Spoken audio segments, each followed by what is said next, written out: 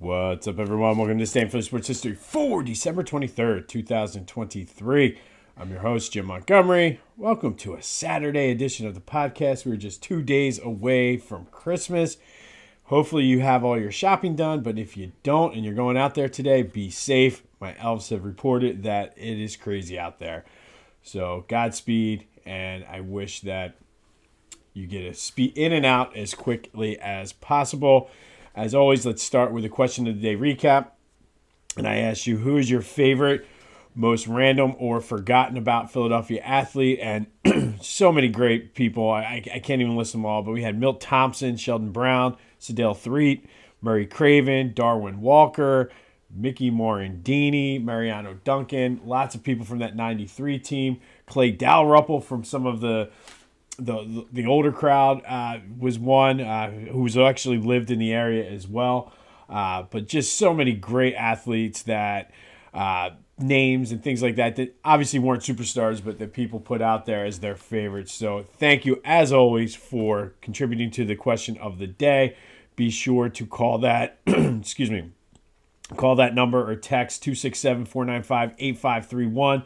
Get your voice, your opinion, your rant, whatever. We're still taking, today is the official day of Festivus, so get your airing of grievances out for this Eagles team today before we get into the nitty-gritty of that game on Christmas. Get it out, man. I'm telling you, get it out. You're going to feel better, and you're going to be okay. So, but as always, be sure to call or leave a voice, or send a text message or leave a voicemail on that voice and text line, 267-495-8531.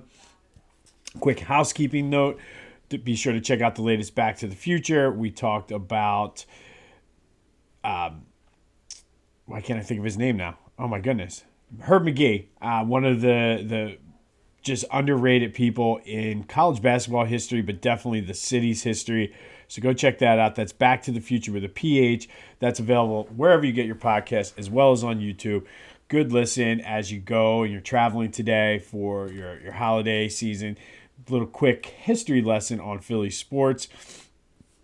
Before we get into the 25 Days of Kindness, we talked the other day about the original Philadelphia Stars in the USFL. Well, apparently news came out yesterday that the XFL and the USFL are actually merging, and the Philadelphia Stars were one of the teams that did not make the cut. So RIP to the Philadelphia Stars. It's a shame. Didn't really watch much of those games on the new USFL, but Philadelphia Stars were one of the better teams again, so kind of shocking that they're gone. But rest in peace, Philadelphia Stars. We hardly knew ye. All right, so today's 25 Days of Kindness, kind of a selfish one for me, but especially around the holiday season, go thank a nurse or an EMS worker or somebody who's first responding personnel, people that maybe not are able to enjoy their holiday because they have to be on call. So go thank them for their support, for taking care of us idiots when we go out there and have too much to drink and do something stupid. So shout out to a nurse, doctor, EMS worker, anybody who is a first responder that is on call that can't necessarily enjoy their holiday to the best of their ability.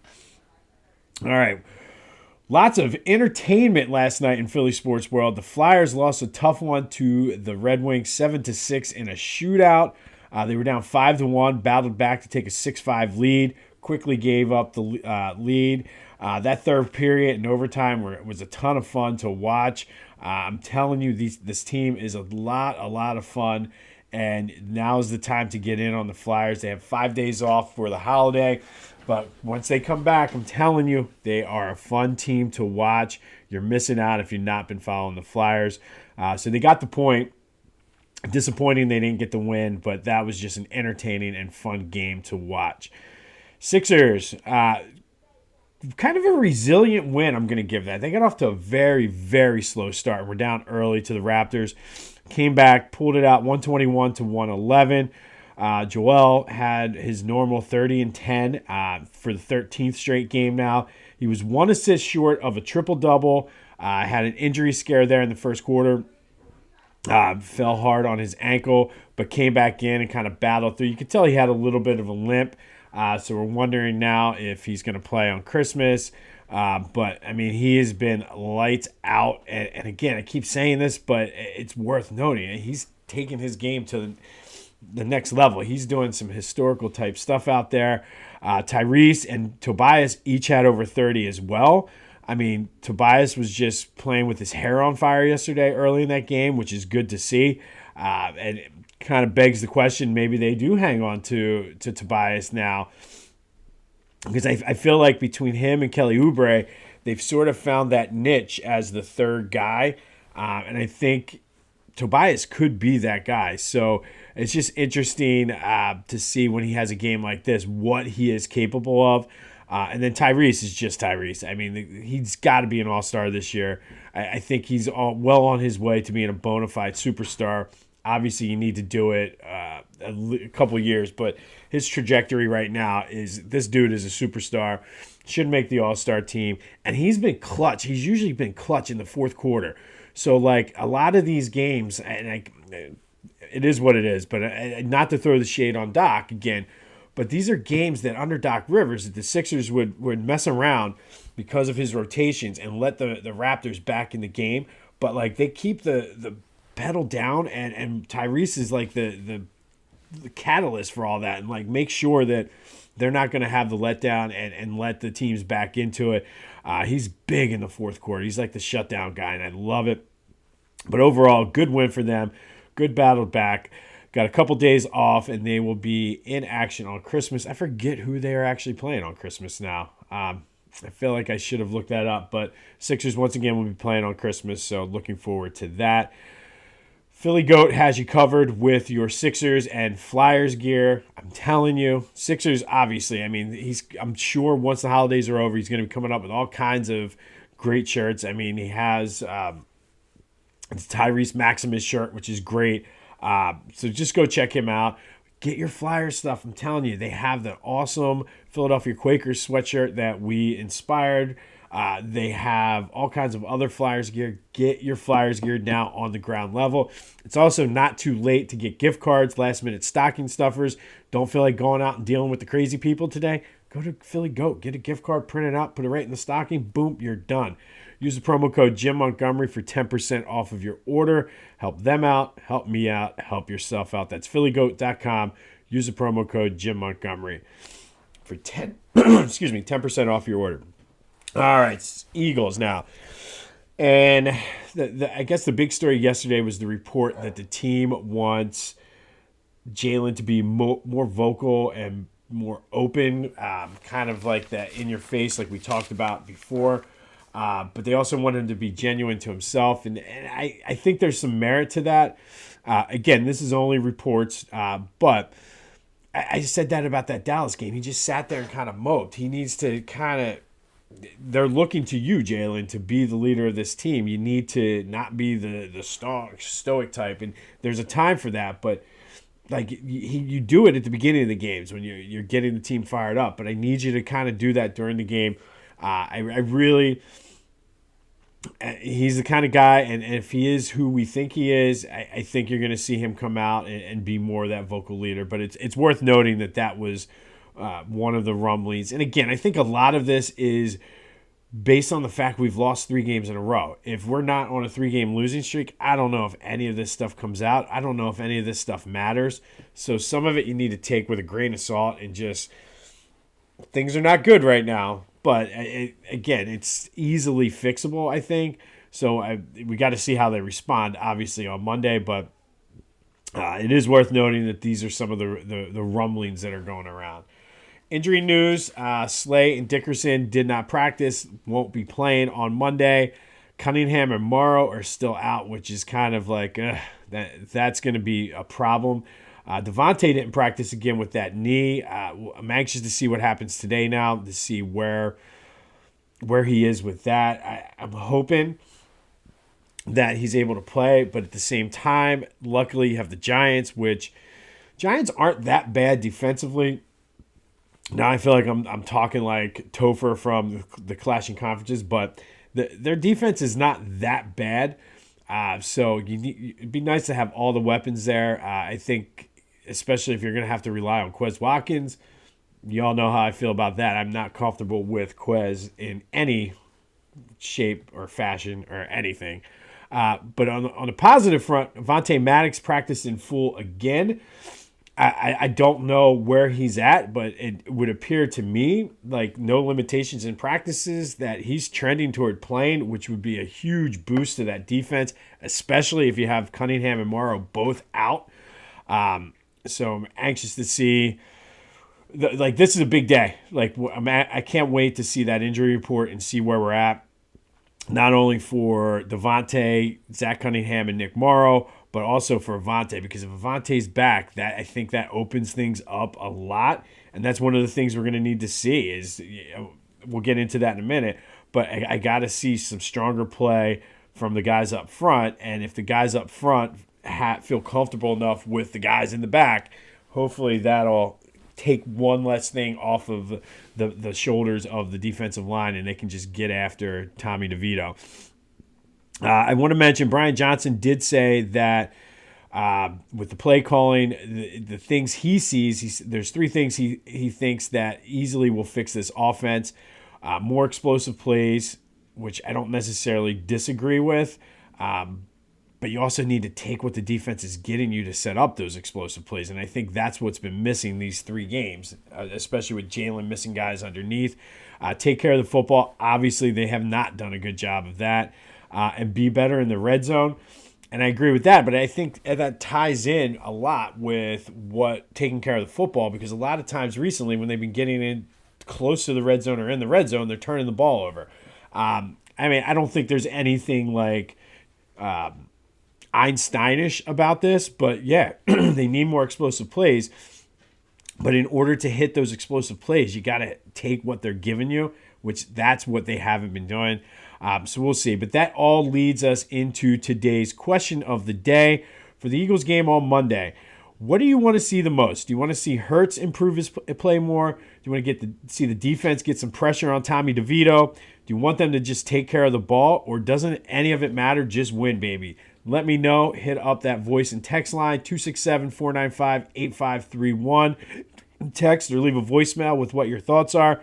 Excuse me.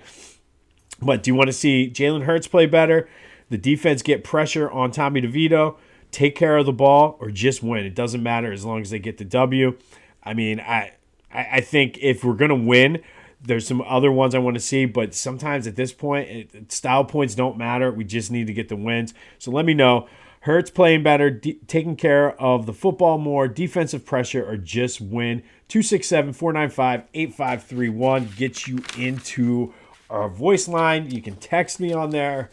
Leave a comment wherever you're watching this. Whatever. Let's grow this thing. Give me your thoughts on the Eagles game on Monday. And as well as anything else. Have Sixers comments, Flyers comments, Phillies, whatever you need. Let me know. That's 267-495-8531. Leave a voicemail. Send a text message. Go ahead and get through.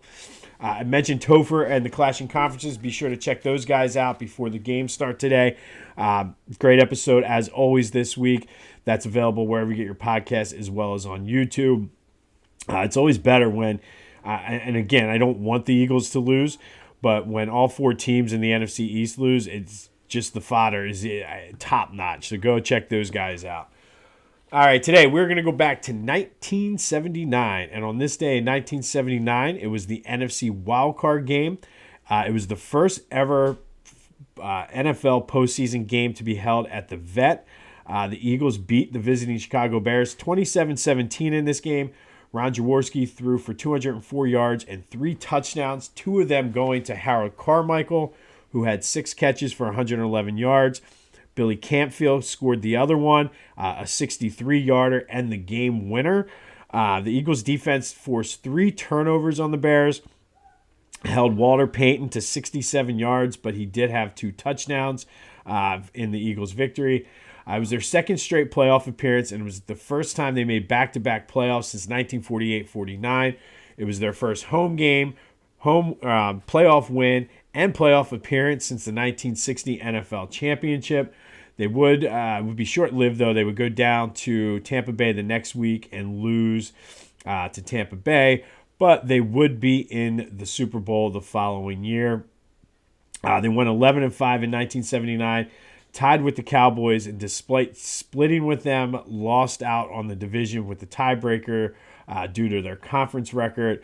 But on this day, it was the Eagles beating the Bears 27-17 down at the Vet, the first ever playoff game at the Vet in the NFC Wild Card game. Harold Carmichael scoring 2 touchdowns and the defense turning the ball or forcing 3 turnovers and for the most part holding Walter Payton in check that game. It would be short-lived though, but we all know they were going to the Super Bowl the next year. All right, and finally, today's Philly Sports Advent Calendar gift of the day. We open up the door. Oh, this one pains me a little bit, but it's Eddie George. Eddie, excuse me. Everybody, the sickness is going around my house this week. It's terrible. I'm fighting it. But Eddie George was born in Philly. He played his Pop Warner football for the Abington Raiders, just right down the street from me. He did go to Abington High School until 10th grade, then transferred to Fork Union Military Academy in Virginia. From there, he went on to Ohio State and just it kills me. I'm not a Buckeyes fan, as you know, hence the Michigan, but went to Ohio State and just dominated. Ran for 3,700 yards in his 4 years there. He was a unanimous All-American in 1995, Big Ten Offensive Player of the Year in 1995. He was the Walter Camp Award winner, the Player of the Year, Maxwell Award winner, the Doak Walker for the top running back. Also won the Heisman that year. He just was lights out. His number 27 is retired by Ohio State, and he is a member of the College Football Hall of Fame. He was drafted into the NFL number 14 overall in 1996 by the Houston Oilers, who now are known as the Tennessee Titans, and it was good to see them in those old school uniforms last week as well. But in the NFL, he had a 9-year career, 8 with Houston and Tennessee. Did play 1 year in Dallas, and of course, a Buckeye going to Dallas. It's just the perfect mix for me. But in his NFL career, he had over 10,000 yards, 68 touchdowns. He was the Offensive Rookie of the Year in 96, second team All-Pro in 99, first team in 2000. Made 4 Pro Bowls. He's in the Titans Ring of Honor. His number 27 is retired by the Titans. He did play in Super Bowl 34 against the Rams when the Titans just came up short against the greatest show on turf. And this year, a couple weeks ago, it was announced that he is one of the 25 modern era semifinalists for the Pro Football Hall of Fame. Whether or not he gets in, I don't know. He's one of those guys that I think eventually will get in. But today's Philly Sports Advent Calendar is Eddie George, somebody who you probably didn't know or forgot that was from Philly. But even I didn't realize that he went to high school not that far from where I am, which is always pretty cool to see a local kid do that. But Eddie George, one of the best to ever do it from the Philadelphia area, is your Philly Sports Advent Calendar gift of the day. On this day back in 1979, the Eagles beat the Bears 27-17 in the NFC Wild Card game, the first ever playoff game at the Vet. Be sure to get your vote in for the question of the day. What do you want to see most on Monday? Jalen Hurts playing better, defensive pressure on Tommy DeVito, taking care of the football, or it doesn't matter, just win, baby. Get in on that voice and text line 267-495-8531. Have your voice heard. Be sure to check out Philly Goat if you don't feel like going and dealing with all the crowds today at the malls and the stores. They have gift cards available. Just get it, print it out, put it right in the stocking, throw it in a card. Boom, you're done. Good win for the Sixers and Flyers, who both have a couple days off now. Flyers have 5. Sixers will be in action on Christmas Day. Be sure to thank a nurse or a first responder, or better yet, thank them by not doing something stupid and having them have to get called in on their day off. But again, be sure to get your vote in for the question of the day. RIP to the Philadelphia Stars. You had a good run. Probably the most underrated, best team that is not one of the 4 major ones. Put them right up there with the Philadelphia Wings lacrosse team. But go, enjoy your Saturday. If you're traveling out there, be safe. If you're going to hang out with family, enjoy, cherish the moments. This has been This Day in Philly Sports History. I'm Jim Montgomery, and until next time, I'll see you when I see you.